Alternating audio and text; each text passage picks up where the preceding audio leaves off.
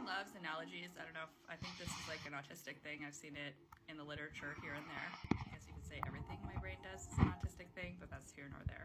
Some of my main struggles in life, especially when I was younger, was seeing life in a very black and white way and really gravitating toward like the most negative, pessimistic way of thinking about existence. And this, of course, didn't really help me because then I just started to think, what's the point of anything, which is a pretty nihilistic way to think, which not saying nihilism is bad, but for me, it led to just kind of not feeling great. And I thought of an analogy today that I think really highlights what this experience is like from an autistic person's perspective with the way our brains have bottom-up thinking. So my brain will just hook on to like parts of reality and then generalize that to the entire reality, and that's inaccurate, right? It's kind of like a distortion.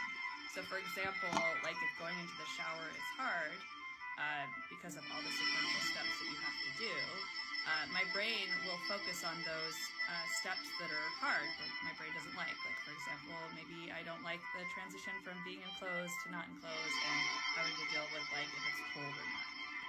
So my brain will say, well, that's why life sucks, because you have to do that thing that's awful and doesn't feel good. Which is true, but that is not all of life, right? Like, there may be some enjoyable aspects of bathing or some other activity, right? Like, there are peaks and valleys and straight, flat areas of life. Like, life is ever evolving and changing and having these ups and downs. But my brain would just zero into the down and generalize that. And so what's helped me is to zoom out. So I notice myself latching onto, like, life is horrible because of X.